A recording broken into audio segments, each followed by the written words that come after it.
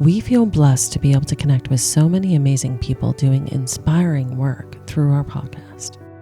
It's even better when it's old friends.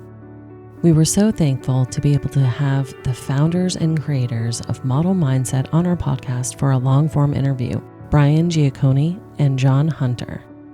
These amazing men aren't just helping people. They're leading by example. They're changing lives and pioneering new programs that really make a difference. Their website can be found in our show notes, so you can check out their business, their programs, and their podcast. Enjoy.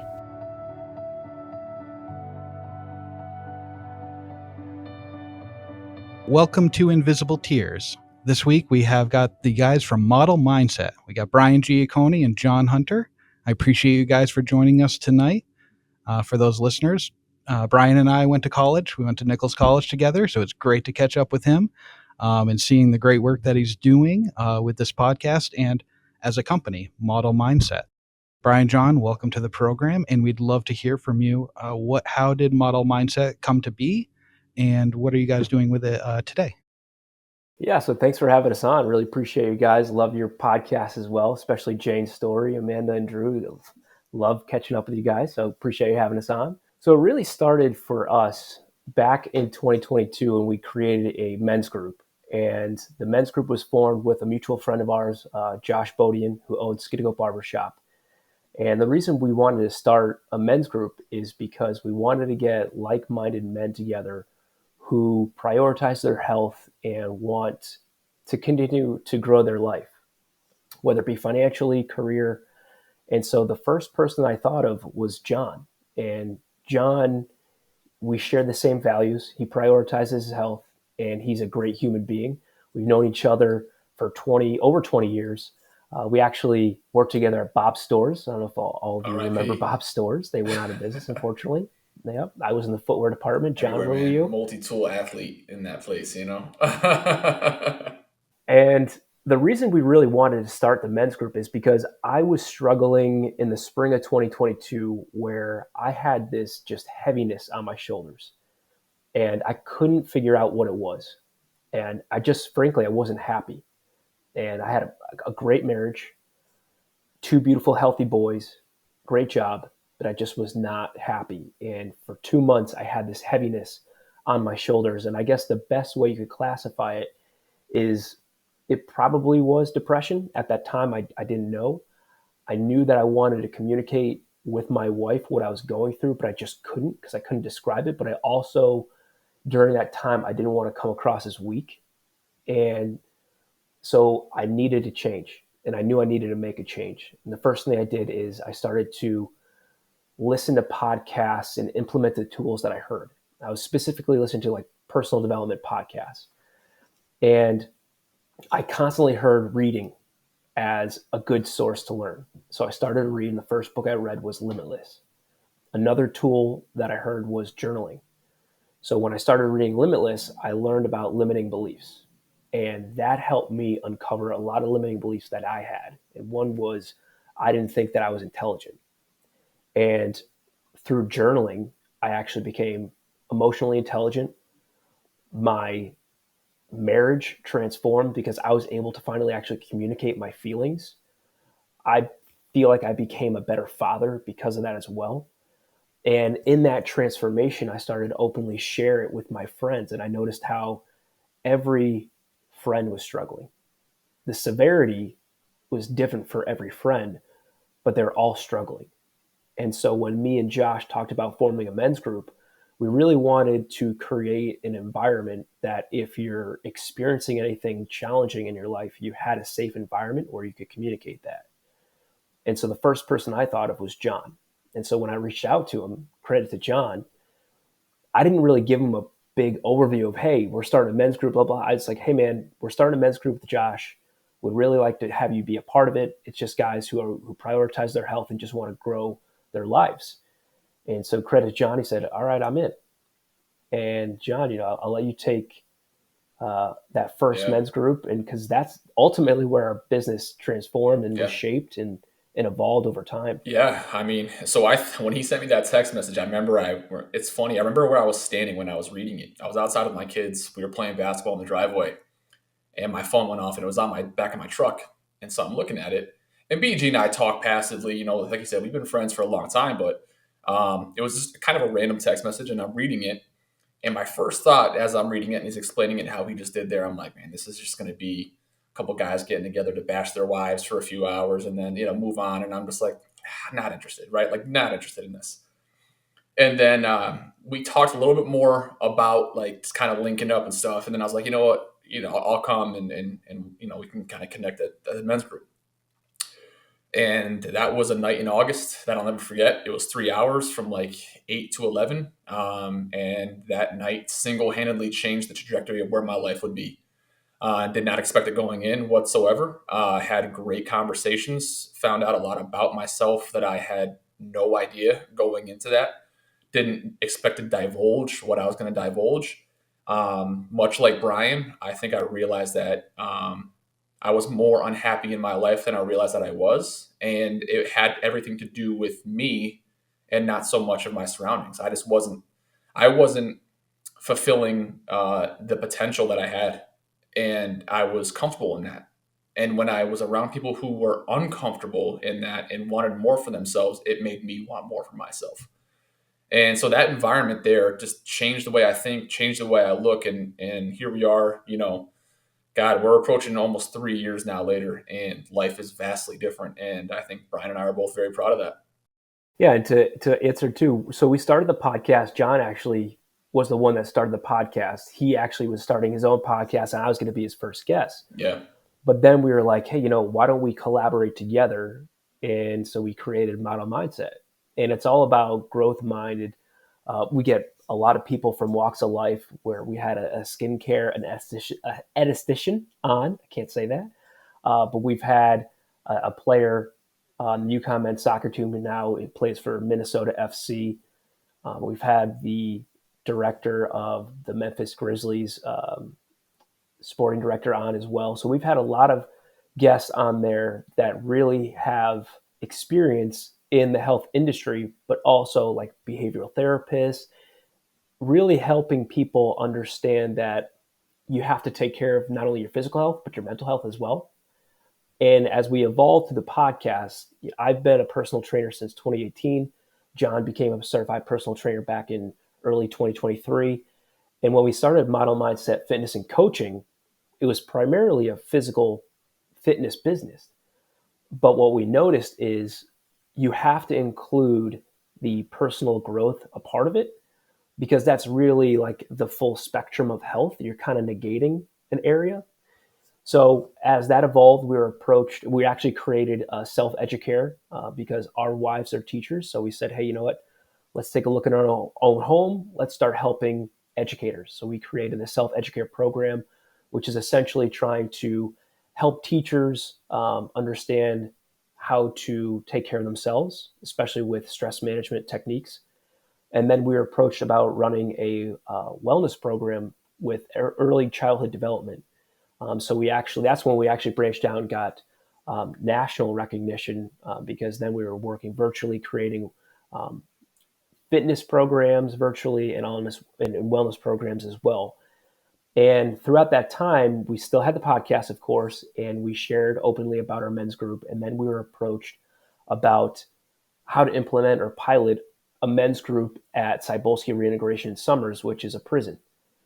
And so we said, yeah, absolutely. And so I remember it was around the 8th week. We came in, toured the facility. Yes, it sounds as intimidating as it was because they live in dorms. So as soon as we walked through there, everyone was right there. Super intimidating. And this is also our first public speaking event. So we spoke to a men's group of around 15 gentlemen. And then we spoke to around 80 after that. And so we came prepared with like a lesson that we were going to talk to them about. And then tools, to essentially easy tools that they could implement and apply to their life. And what we felt after that first visit was incredible. It lit a fire in us. And so then we would come back every quarter. And every time we'd go back, the individuals would come up to us and talk to us about the tools that they implemented in our life that we taught us. So we knew that they were applying what we were teaching. And in 2024, in August 2024, the Department of Corrections awarded us with a 3-year contract to formally run a program with there. And so we're currently running the First Chance program, where we're essentially running a program to equip individuals with tools to help prepare them for society. And so we're also partnering with nonprofits around Connecticut to offer this program, to individuals that have been impacted by the judicial system. And then what we've also noticed is through these conversations that we have at the prison, it led us to a conversation with the Department of Child and Family Services. And what we noticed is there's a lack of programs for fatherhood. And it's not just a Connecticut issue, but what we've noticed is it's nationwide. And in August, we essentially ran I would call it like a research program, if you will, where we met with 2 separate groups of 30 individuals, where we essentially wanted to gather their insight on why they reoffend, because we wanted to create a program that was applicable to them. We don't know what they've gone through, so we want to make sure that we're listening to them and creating a program that resonates with them. And one of the main focuses was they didn't know how to be a father. And just to give an example is right now we're working with 15 guys right now. We have a huge wait list, but out of the 15 guys, 13 are fathers. And so when they're released back into society, they're asked about how they're going to seek employment. They're asked about housing, food, but they're not asked if they have children. When a female's released, they'll ask about the support for children and kind of bridging that relationship. But a lot of them are fathers, and that support is not there. So now we're in the middle of partnering with Connecticut Fatherhood Initiative, where we are essentially going into more prisons, preparing them and really giving them tools that they could use to mend those relationships. Because a lot of times those are triggers for the individuals to maybe turn to substance abuse, because it unlocks a lot of emotions when they try to establish a relationship or reestablish a relationship, and it's met with resistance, rightfully so. So that's what we're also working on as well. So it's a lot of reentry focused, and we're also starting to get with the youth as well, because we're noticing a lot of the issues stem back from youth as well. You've done all this in 3 years. I know. Damn, that's all really I'm just awesome. sitting here in shock. I just Yeah. 3 years. Yeah. So it's great. It's we talk about it a lot of the journey, so to speak, right? Like when we give our elevator pitch to these people, and it's 90 seconds, we try to get out what we've done. It's like at the end of it, it's always like a joke of like, yeah, we were just 2 guys who went to the gym and we're into fitness, and here we are 3 years later running full length reentry programs. So that's just proof you don't know where life is going to take you, but like you put in the work, ride the wave, and you're going to get to where you're supposed to be. So it's been rewarding. Wow. I just listening to it, and 3 years. It's like, Yeah, not even. It's been since about April of 2023, I would say. It's probably about two full years of us being a business, so to speak. Yeah. I was going to say, what was the feedback that you guys have received from those that have actually gone back into society? Have they utilized those tools, and what have they done to actually keep them out from reoffending? Yeah. So one of the things that really called us to this work was we were in the midst of just going there quarterly. And like Brian said, every time we would go there, we would leave and we would have just so much juice when we left there. We just felt really good when we would leave there. And this was maybe about 6 months after we started going there. And we received a Facebook message one afternoon. And it was an individual who was there for our first event there. His name was Robert.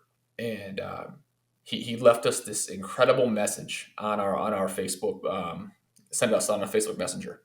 And essentially it said, I was there for the first speaking engagement. If you may recall, I mentioned, X, Y, and Z. I want you guys to know that you really changed essentially the way I think, and and how I was approaching my life post Cybulski, and how I intend to utilize all the tools that you were teaching us when I was in there. I'll be following along with you guys. I love what you're doing. Thank you so much for everything. And we'll be in touch. And it was just like a light bulb moment for us when we were just kind of like, wow, like we're doing something here. Like those messages don't just come out of nowhere. Like, believe me, and you guys know too, you guys, do a lot of good work yourselves. Like those messages don't just happen. And it happened. And it was just kind of like a moment where Brian and I were both like, all right, like, this is it. Like, we've been looking for that niche. I think like this is the message of like, go down this path. So, like Brian said, we'll go in there and these individuals, we have guys that we have been working with since day one. So they've been there for a few years now, and we have new faces that come through. But Brian mentioned when our first visit there, he drinks this mineral cocktail. Okay.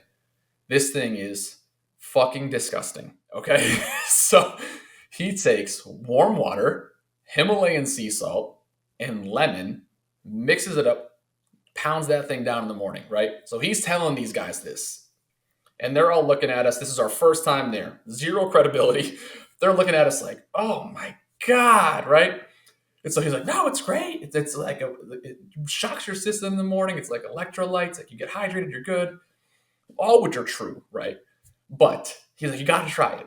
So we come back the next, like, maybe 3 months later, BG, right? And Oh yeah. and one of the guys is like, hey, we tried that little cocktail thing you told us about.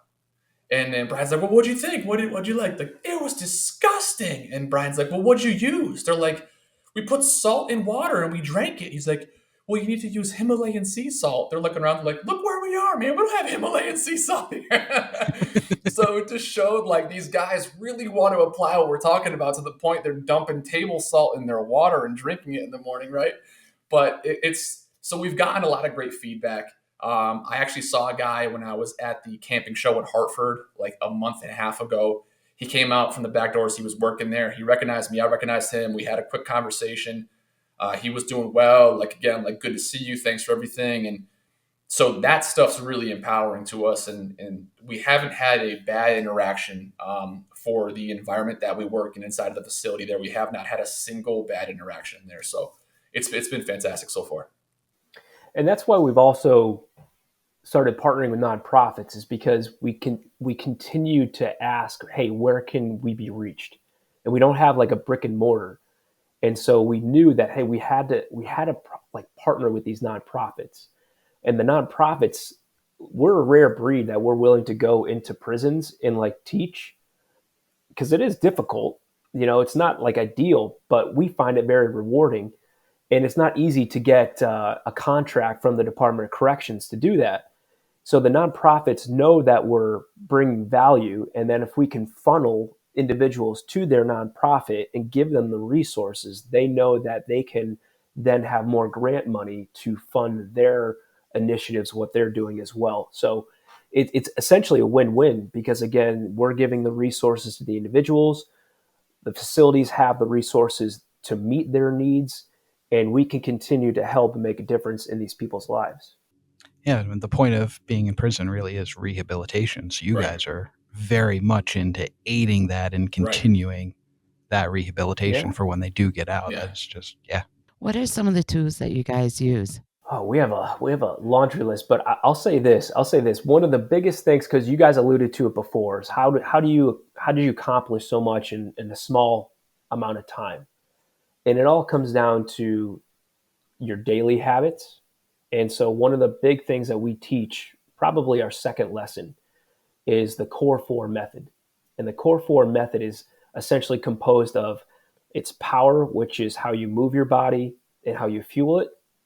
The next one is purpose, so the knowledge, so it could be reading, meditation.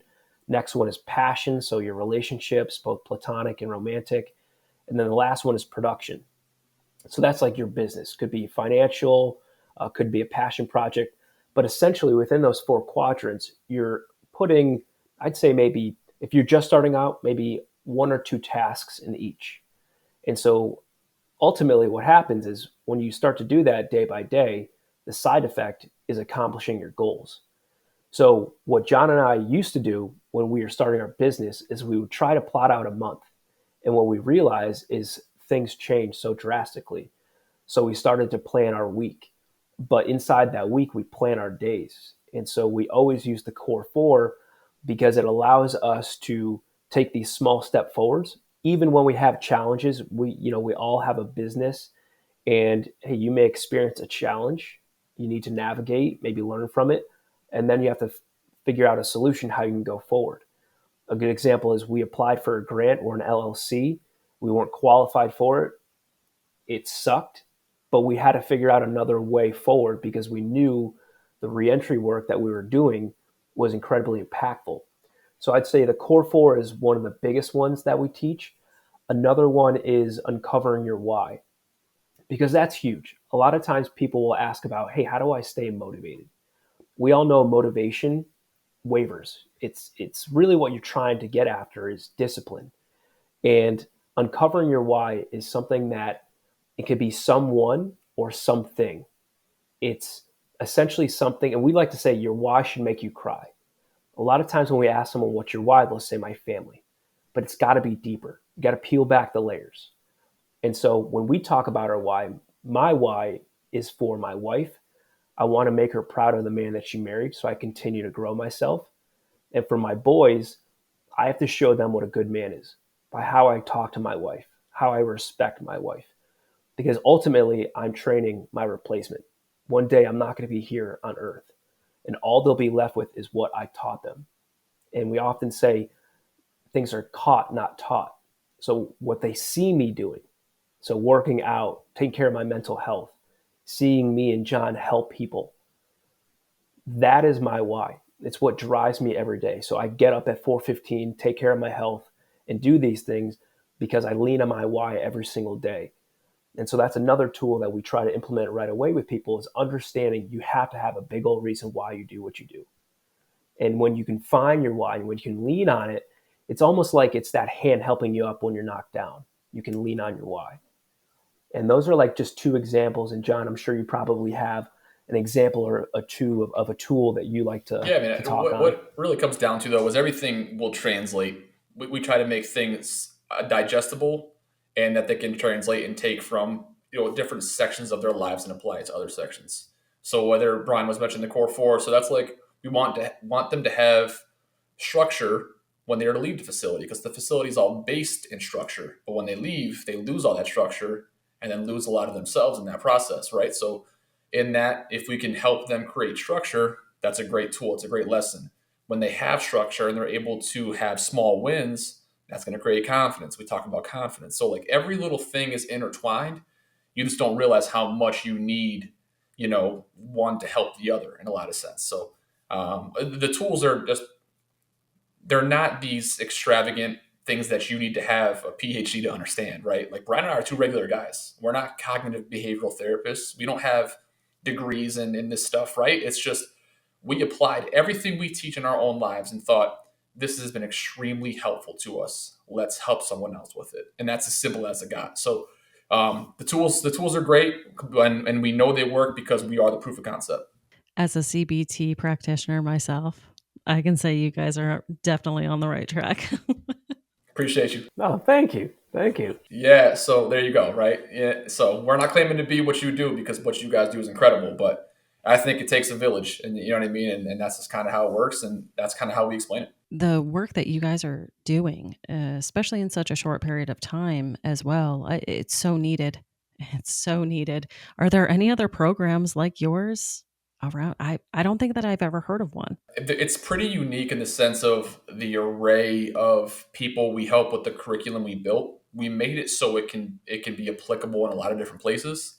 A lot of the fatherhood conversations we've been having lately, which Brian mentioned before, it was mentioned to us like for what you guys do inside of the facility and not just outside is what makes you guys unlike anything else. So that's our big, I think, point that makes us different.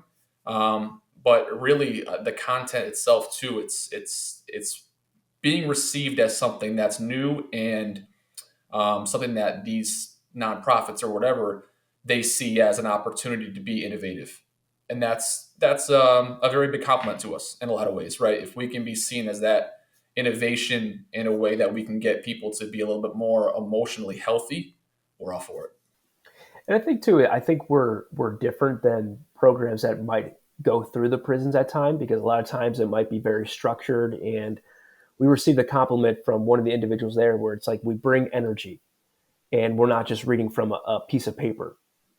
We're comfortable being vulnerable because we feel with vulnerability, it shows bravery. It's not weakness.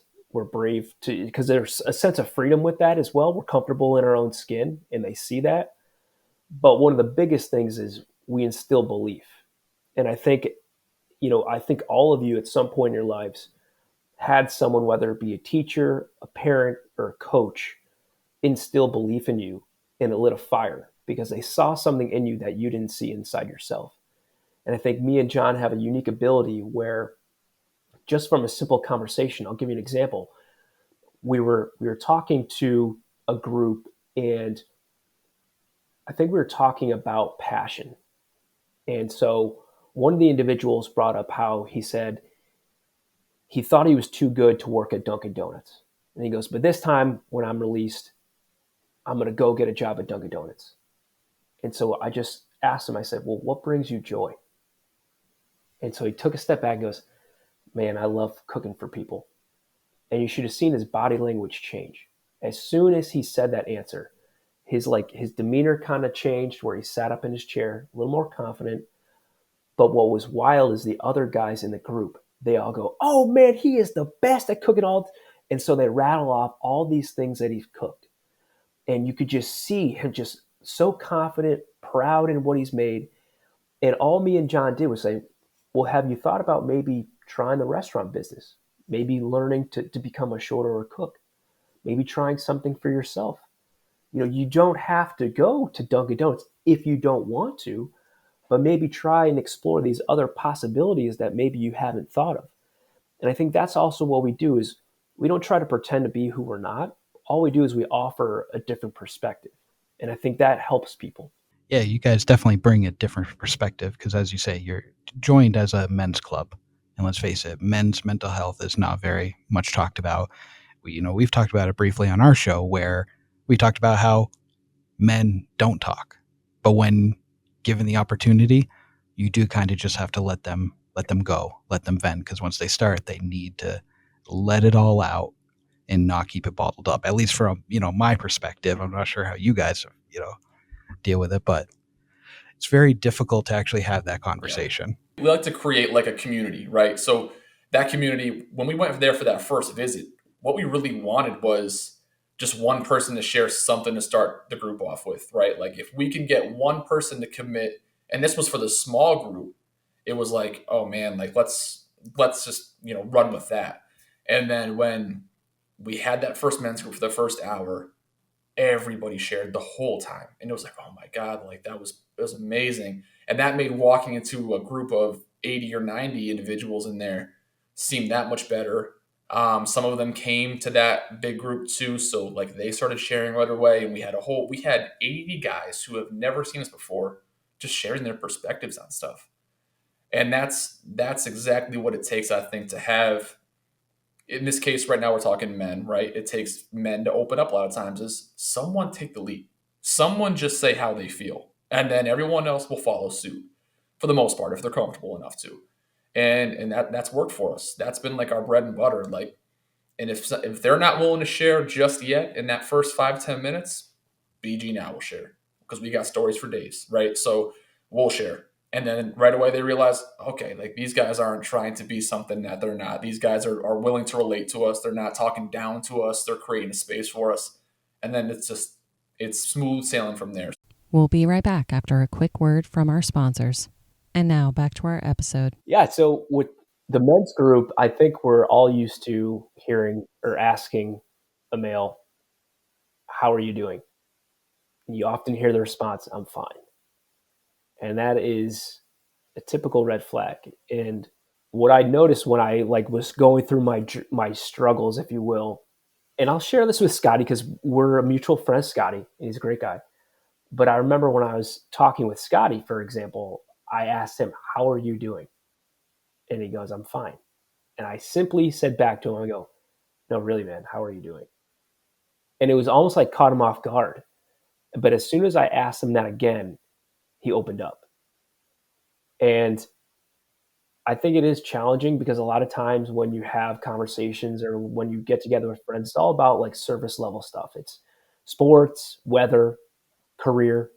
So it's trying to have like conversation where it's not so surface level, but I think the biggest thing is understanding who you can have deeper conversations with, especially with like friends.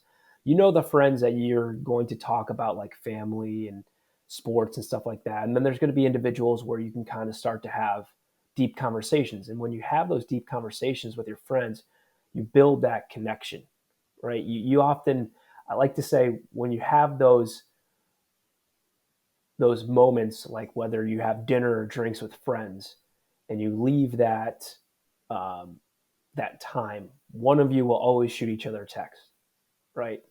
Because you feel that energy and you feel that connection, and a lot of times it'll fuel you for the next day or maybe even the next week, and that shows you how valuable relationships are. And so we knew with the men's group that we had something safe for people to come to recharge, to share whatever they wanted to if they didn't want to share. But at least it provides them with a platform that when they get comfortable, they could share what's on their mind. And not only do we talk about what's challenging, but also like celebrations. Oftentimes, we go through life just kind of checking boxes. We have responsibilities as a husband and a spouse, but also as a parent, and of course in our job. And so we don't really take time to celebrate those moments that we have. So having some sort of forum where you can talk about your celebrations is definitely helpful as well. It's funny that you bring that up, Brian, because I had lunch with Scotty probably about a year ago, right before I moved down here, and we're just sitting there chit chatting, and he's like, "How are you doing?" I was like, "I'm doing good." He's like, "No, but how are really things going?" Now, did that get you to open up? It did, yeah. And we just sat there and talked, and it helped him. It helped open up that door because then he was able to talk about everything that was going on in his life as well. So it did hope, that just opened up that door for that two-way conversation for us to just use it as a healing moment, but also to identify that, yeah, we are both going through some shit right now. And what better way to handle it than to have somebody there to talk to? And you're right, it is very therapeutic. After that, after talking with Scotty, I was on cloud nine for a couple of days because just happy to have that connection and somebody to talk to. Yeah, it's funny because that's the stuff that Brian, you do a good job explaining it to the guys where we're talking, and it's like you want to text that person the next day just to recap, almost like, dude, thanks so much for the conversation yesterday. Like, like you still feel good, like you were saying, Drew, days later. Um, and that I think creates something in you where you realize that, wow, I was able to talk about something and I'm still okay, right? Like opening up didn't kill me. You know what I mean? It's such a funny trick that your mind plays on you when you feel like you just have to say, fine, yeah, I'm fine, things are good, right? Same old, like the same old cliche things we say back to each other. But a good conversation, man, it's impactful. Yeah. Well, the thing too is women are very good at either like whether calling a friend or their parents, sibling. They're very good at keeping that relationship open. And Amanda and Jane, I don't want to speak for you all either, but normally maybe in a week you may talk to a close friend or a sibling or something that you can kind of confide in and talk about how you're feeling or how your day's going. For men, it's I mean, to be honest with you, it can go a month to 2 months without really having that kind of conversation. And sometimes, it's difficult to have a conversation with a spouse because there's a lot that, to be honest with you, that goes through our mind that we don't like to share because we don't want to burden our spouses with like what's going through our mind because the society leads you to believe that men should have everything kind of figured out and stuff. So it's hard because that's still a societal norm that I think kind of still needs to be addressed, where it's okay for men to communicate. And that's what I'm preaching, with my boys as well, to talk about when they're sad, talk about when they're angry. Daddy will talk about when he's sad, so they can understand to talk about their feelings. Because I remember in high school, I was a freshman, and our senior captain on the soccer team, he took his life. And for me, it was very traumatic. I was 14 years old, and I had no idea how to navigate that. But I remember asking myself a question: should I cry? Because I didn't want to come across and I didn't want to look weak. And I remember just not quite sure. I was devastated, but I didn't know how to really navigate that. And I continued. His name was Ralph, and he was a phenomenal human being, always had a smile on his face. And he continues to pop up in my mind. And I think the reason behind that is because it taught me the importance of communicating your feelings. And I feel obligated to make sure that I share that not only with my boys, but I want my boys to teach that to their friends. I feel obligated to talk to my friends, but also the people that we teach as well, that it's okay to talk about your feelings. Don't let that be the last resort. And we had a gentleman with one of the facilities that we were teaching at opened up about how his father took his life when he was 12 years old. And he was asking us how he keeps a positive mindset during those tough days. And we told him, not every day is going to be a great day, but it's important that when you have those dark days, that you understand where those thoughts are. And so we talked about journaling, but we also talked about, your dad didn't take his life because you weren't enough. It was that whatever he was navigating during that time is he thought that was the only way out. And so it was just offering a different perspective and having it be a lens from empathy rather than resentment, and having him write down those feelings. Because again, when you can put your thoughts down to paper and then kind of really read them back, there's power in that. And even that's a good outlet for anyone, to be quite honest with you. And so that kind of just allowed him to have a different approach for those negative days. Yeah. Oh, that's just such fantastic advice too. So I absolutely love how you guys are just generally speaking, whether it's through your personal life, whether it's through your business, you guys are leading by example, right? Thank you. Yeah. You guys are leading by example. You're showing that it's okay to talk about emotions. I can definitely add a piece in from my personal perspective too, especially with, not just like, my personal relationships, but with working with clients and things like that as well. That especially coming from the male perspective, because it's so not a norm for it to, quote, be okay for men to open up about their emotions, you also have to handle that with care when you're making sure that they know that it's okay. It's safe to, it's safe to express themselves, and it's okay to, talk about what's, really bothering them and things like that. Sometimes you need to allow them to, it's almost like baby steps. You know what I mean? Almost like baby steps. And it's like while you get used to this, I'm going to make sure and give you the space so you can, start that trend of like sort of sharing, but also making sure that they're sharing within their own time. That is a big piece that I've noticed as I've been practicing with people, that that is sort of, that shows them a couple of things, right? It shows them sort of like that different way of thinking. Shows them safe space, right? Society, we need to, revolt against that societal norm, right? That's out there, but also that you respect their process and understand that it may not come as second nature for them. It may not come as a natural thing. Maybe they didn't grow up with fantastic role models about being able to do that. So it's a new process, it's a safe process to be able to do, but you also respect that they're sort of navigating it too in their own time. Have you found that females are open to when like men share, or have you found that it can be met with like resistance or like, ooh, this is kind of weird? I think that just generally speaking, females are definitely, I think, a little bit more receptive and a little bit more open for men sharing with them. Like it's almost like it's more of like a welcome, like, yes, please talk to me. I want to hear your emotion. I want to talk through what's happening.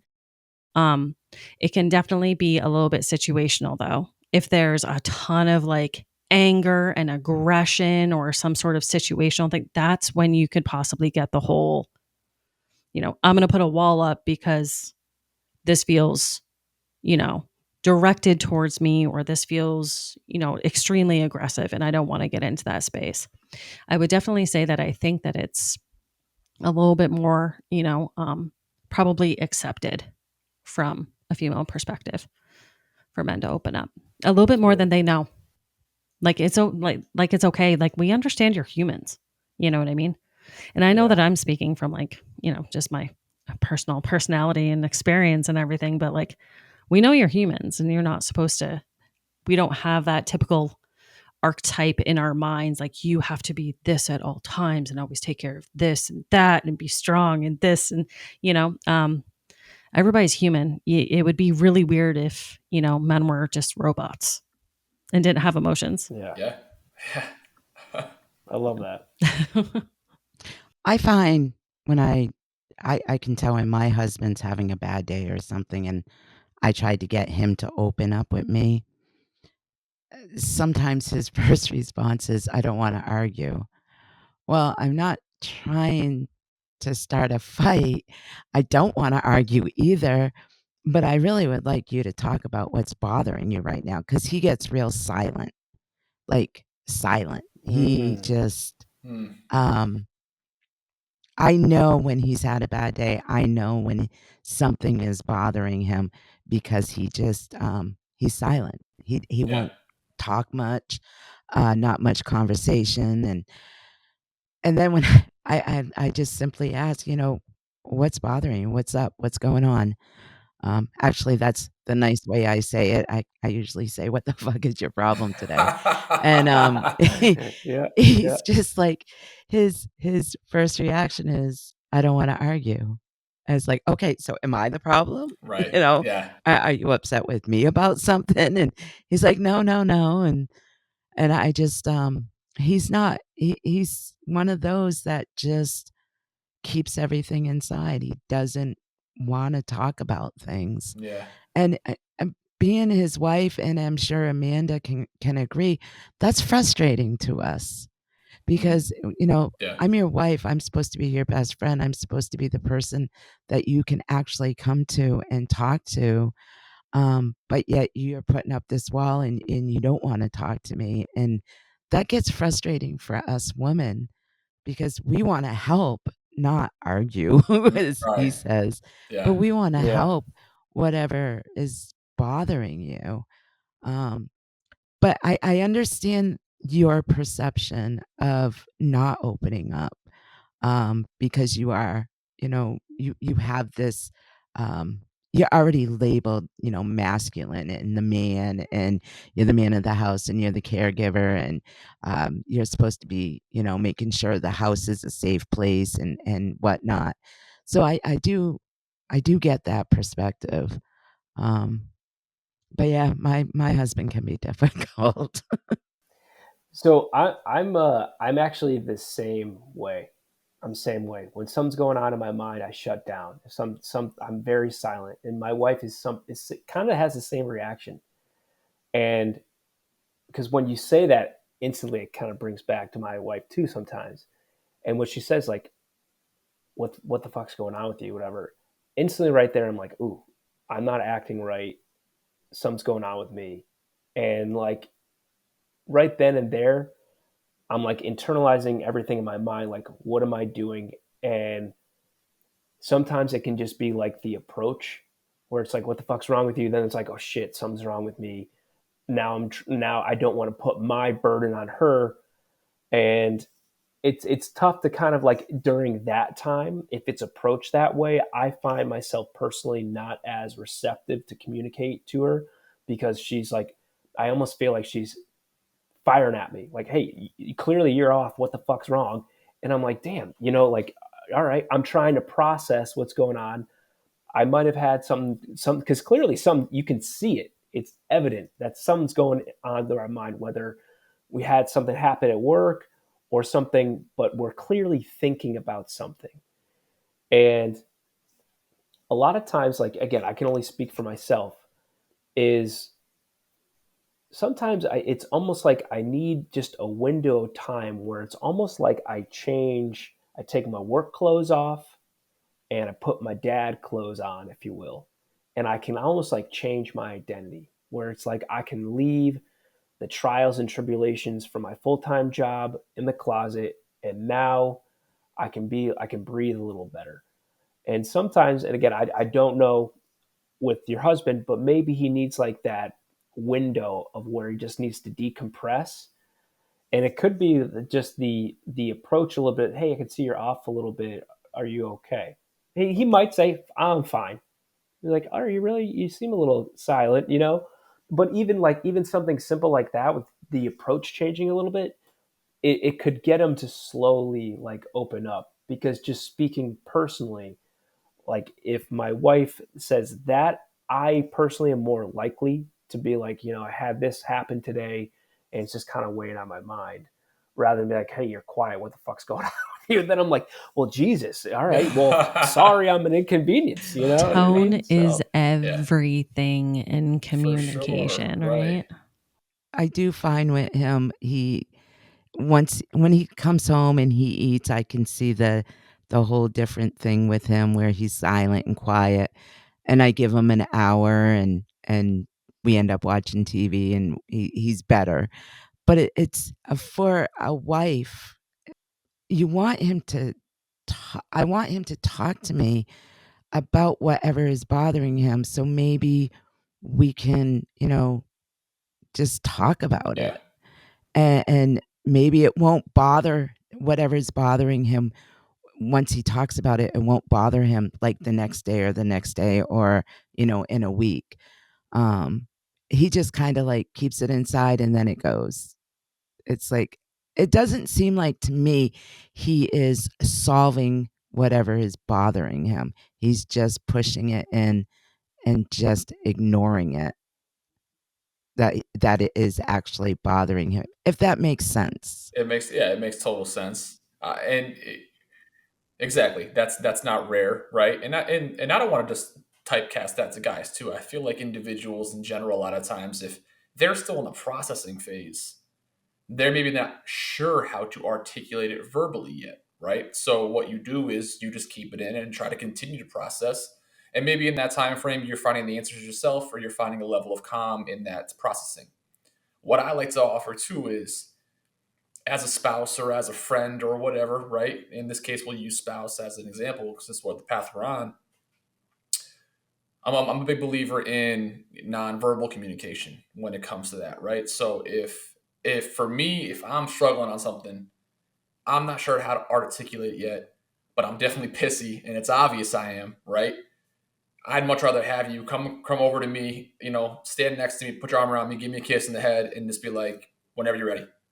And that's it, right? Like the power of presence, people do not understand the value of presence. Like we think that if someone's agitated or whatever, yes, there's time for space, but if it's just processing and it's not so much anger directed at you, your presence is still welcome. And it's showing that I'm here when you're ready. I'm just not going to continue to shout at you, what the fuck is your problem, right? So I think as a society, we just instantly will part ways, and then all you feel inside that space is tension rather than opportunity. So all we need to do is be present with one another non-verbally, and then I feel like more times often than not, you're going to get some level of communication or just comfort from that individual who's maybe struggling or withholding something. They're going to find comfort in that person who's sharing your presence with. You know what I mean? So just offer your presence, and that goes with good situations, bad situations, whatever. But I think we discount that too quickly when it comes to trying to find out or give someone an outlet. because we think everything has to be verbal, and it just doesn't. Mm-hmm. Yeah. Yeah. I 1,000% agree. I think that there's a real, I think that some people undervalue, right, the simple act of like acknowledgement and respect as well. One of the biggest pieces, and it's so funny, every single one of my clients that I've ever worked with, ever. And it's not like I've been doing this forever, but I mean, even before I got into this space, I mean, when I was in like the corporate world, I was, coaching and managing and that sort of thing too. So, I mean, I've been sort of guiding for a while, but, one of the biggest pieces of advice that I can try to get people to completely understand is that especially when it's communication between two people, what you need when you're trying to resolve something that's sort of like adversarial between communication, what you need may not be what they need. And sometimes just you being like you were saying, John, whenever you're ready, right? I can't even tell you the amount of times that I have told people like, well, what you're explaining is that you just kept on pushing and pushing and pushing and pushing, trying to get, them to resolve this, them to talk about it. You know that they're going to feel better if you guys can just talk it through, and it's going to, it's going to, sort of rectify the situation that much quicker. You know that you can help, but that's what you need. That's not what they need. So even though it's really, really, really, really freaking hard, really hard, especially if it's like coming from like Drew and myself, right? We're the exact opposite. As you guys can probably tell, I am a communicative person. Like if I get like pissed, I mean like pissed, like swearing, face red, I'm ready to like, get, go off on someone. I will literally look at him and I will be like, I need you to just completely give me space. I need to not be around people right now. Like that's how angry I am. And I will actually separate myself, right? Because when I was younger, I used to have a super bad temper. But so as you guys can tell, like I'm super communicative. Like I'm really like, I try to always make sure and like respect the other person's process, but also like explain what's happening with me. Drew is the exact opposite. He shuts down. Right. So one of the best things that I have learned is that when I encounter this, I will sort of inquire. I will gauge it based off of, the energy and how he's reacting and that sort of thing. And I will completely separate. I'll make sure that he knows I'm here. Right. Whenever you're right, you go process, you go do you. That feels like you need to be alone right now. I respect that. Okay. All right. I am here if you need anything. Like I'm not like Right. leaving you alone, and it took me so long to be able to actually do that because it's the opposite of what I need, but I know that's what he needs. Mm-hmm. So that's how I'm there for him. Yeah. Yeah. It's a great example. Yep. Yeah. Because she would constantly be wanting, okay, what is it? What is it? What is it? The picking. And then finally it came to the understanding, like, I just need some time to digest everything and be able to put it into the right words in a way that it's not going to create World War III. Because a lot of times you're just venting and something comes out and you're like, no, that's not what I meant to say. That's just the words that came out. Let me start over. And a lot of times we've been able to prevent bigger blow-ups by just being like, that didn't come out the right way. Let me just scrap what you just heard. Let me try again. Because you're right. A lot of times it's trying to articulate what you want to get across as to what's going in your mind right now. Sometimes that's rather difficult to do. It's so huge, and it's dead on, Amanda, too. And I remember with my wife and I before we were married, when we would have like lovers' quarrels, it'd be like fire and gasoline. But eventually, we knew that none of our perspectives or thoughts were being shared. I was trying to have her see my point of view. She was trying to have me see her point of view, and it was going nowhere. So we started to call timeouts. It was her idea. She'd be like, all right, I need a timeout. And because it wasn't going anywhere. So we'd have timeouts. I'd go in the shower and I'd be like, I should have said this. I should have said that. No, and so, but I'd have like a rational mind, but I'd also put myself in her shoes. And so it allowed me to actually get her point of view so that I could understand, oh, that's how she's feeling. That's not what I was trying to do. And cooler heads would prevail. And so that's kind of like what we teach as well, is we equate it to sports. If you think about like basketball, when a team goes on a run where they score maybe like 6 unanswered points, a coach calls a timeout and it's tried to just calm it down, try to regroup, let's get our bearings. It's the same thing too, kind of like when you're in a relationship or even in the corporate world, if you will, if you're seeing that tempers are starting to, even if you feel yourself, emotions starting to get high, call a timeout. We say it all the time, call a timeout. Just say, hey, you know what? Let's come back. I just want to gain my thoughts. Because a lot of times I just can't get my thoughts in order to like really express. I just need to be like, all right. Let me call a 30-second timeout. I'll go get a sip of water and let me come back and then I'll be good to go. But then it helps. It helps. Yeah, no, it absolutely does. And then sometimes if you don't call that timeout too, right? Sometimes it's like everything boils, right? Like you've reached that boiling point where like everything all of a sudden just starts coming out and it's like, oh, you're bringing up stuff from a couple of years ago that's like unresolved that you never brought Yeah, up yeah, then. And it's like, that's not Yeah. healthy for anybody, right? it's just compounding, No. and then everything feels personal. So yeah, it's a slippery slope if you don't handle your communications the right way with your friends, significant others, about whatever it is. Like communicating is the essentials of how we exist as people. So We'll be right back after a quick word from our sponsors. And now back to our episode. I have a question. Do you guys include fitness and training in with what you try to do with your organization? Yeah. So we always have a lesson where we talk about the benefits of a healthy body.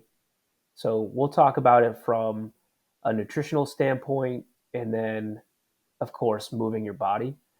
And so every person's fitness journey is unique, and anyone can maybe be starting at the very beginning. The same thing with nutrition. So we just try to start off with small, manageable changes. So it could be like changing from having a bag of chips, a huge bag of chips, to maybe a small one, or you just go from. John and I like to start off with just choose one meal a day to make it healthy. A lot of times it could be breakfast. Just start there. And then for movement wise, don't underestimate the power of walking. Walking is huge. Not only with communication, but also getting out in Mother Nature. There's something that being outdoors that's really therapeutic as well. And you're moving your body. And so, depending on the level of fitness that we have in the group, we could offer programs like a very beginner program to intermediate and advanced. So then that way they have exactly what they could really utilize for say a 4 to 8 week program that would get them on the trajectory to meet their fitness goals, but also give them a good blueprint for fueling. We normally like to break it down with like proteins, your healthy fats, and then your healthy carbs.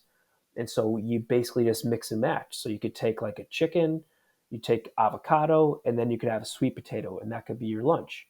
And so it's just a simple, easy to navigate meal plan, because a lot of times you'll see on social media that there's a lot of things that can be very overwhelming. So we tend to try to just make it very easy and just start with small, simple steps. And any small, simple steps in the right direction will compound over time. And what we also see too is a lot of people will start off with like, oh, I'm going to go to the gym for 5 days a week, and it's like, is that sustainable?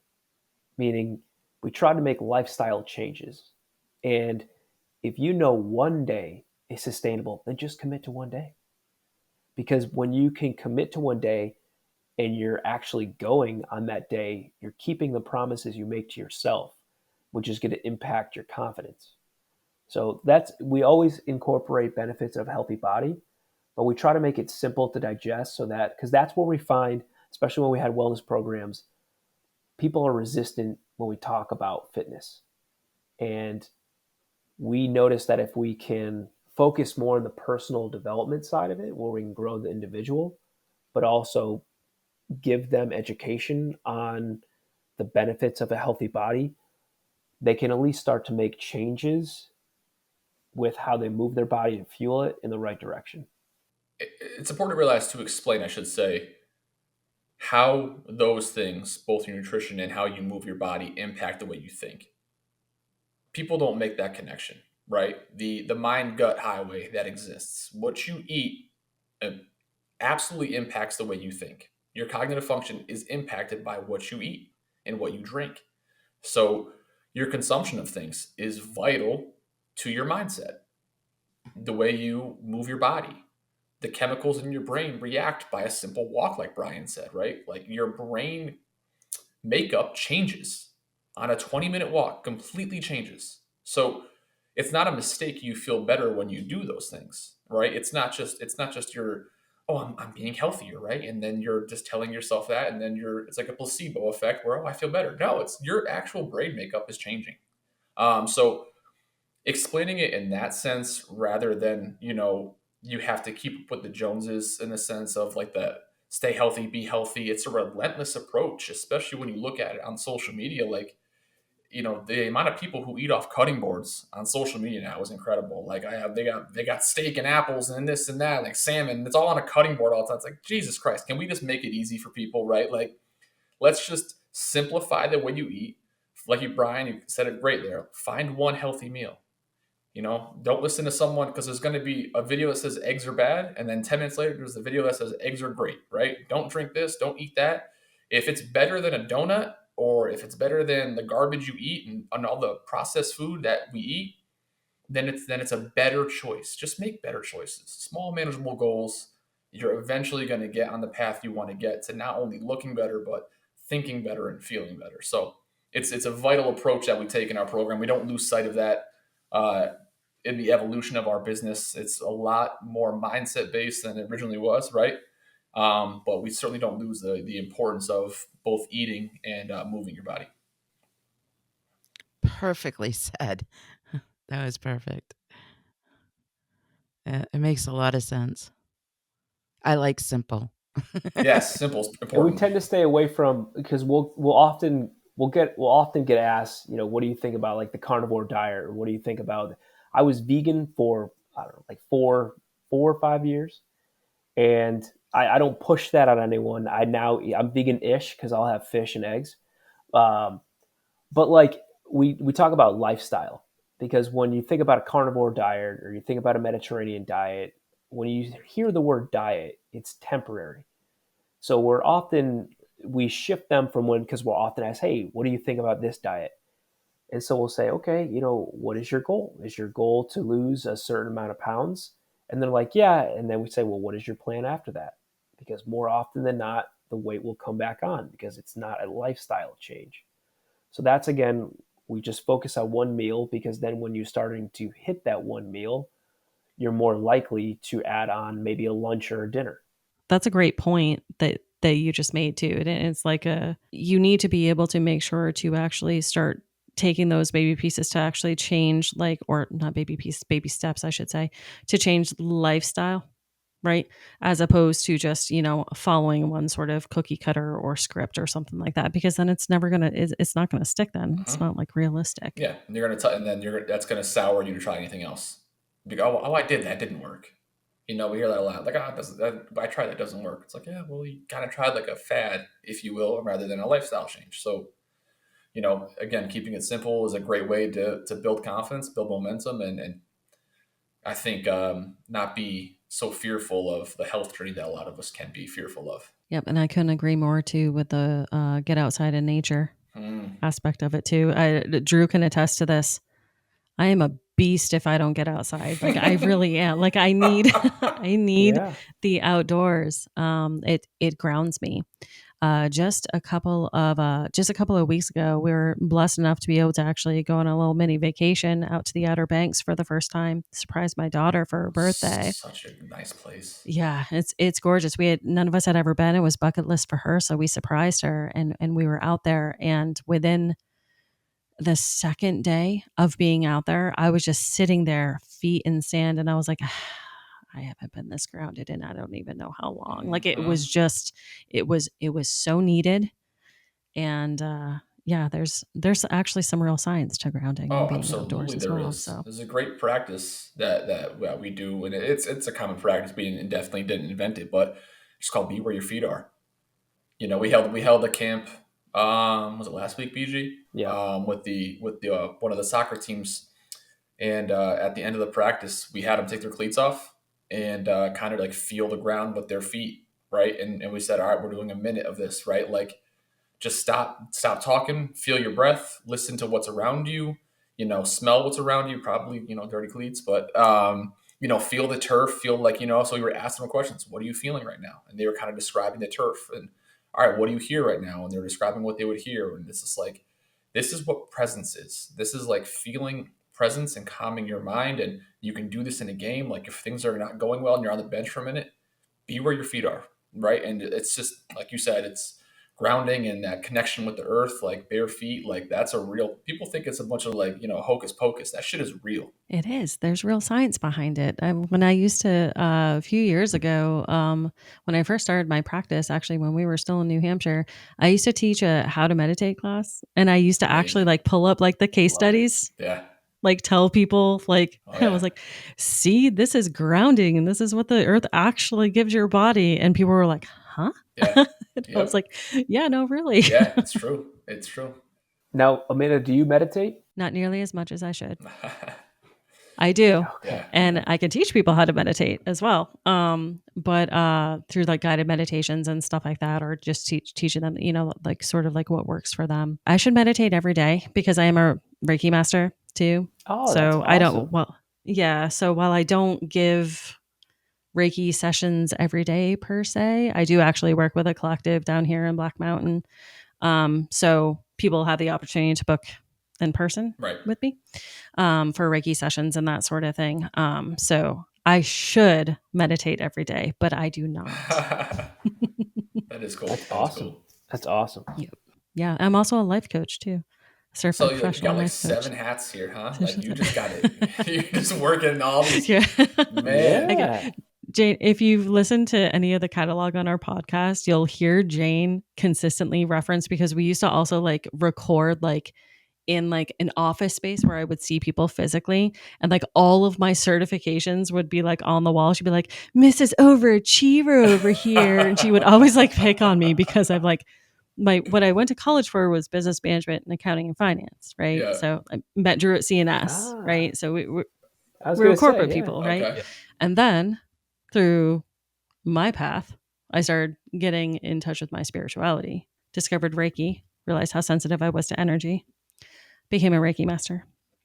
Then I did the life coaching, spiritual coaching, wellness coaching, that sort of thing. And then I just sort of started expanding because so many of my clients were, there was a lot of like root trauma work that I needed to do with my clients. So I was like, I'm going to start very untraditionally sort of including some of these tools from these psychology certifications. So that's when I got into like the cognitive behavior therapy and just all psychotherapy and things like that, to just get more tools to help my clients. Tools, that's all it's about. That's awesome. I don't have the certifications behind me. If I didn't erase it before this, I would have had the word poop that my 8-year-old wrote on my board. So for right now, he's got a blank board.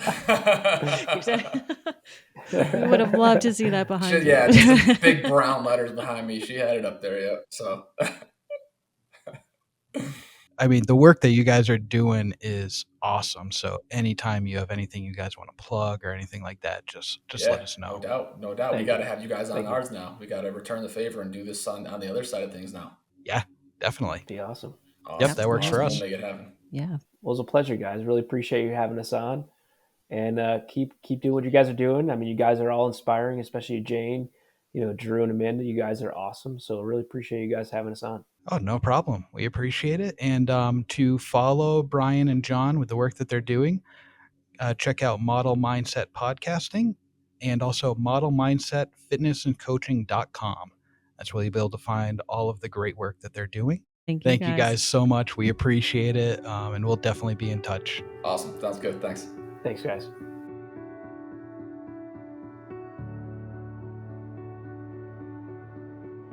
Thank you all so much for listening to this episode of Invisible Tears. Make sure you subscribe to our podcast to hear all future episodes. Click into our link tree too in the episode description to find and follow us on all our social medias. And it also links to our website, invisible-tears.com, where you can keep current on any events that may be coming up, Read more about Jane and the team, and read more about all the Connecticut River Valley unsolved cases. Evil may exist in this world, but we will not let it win. See you next episode.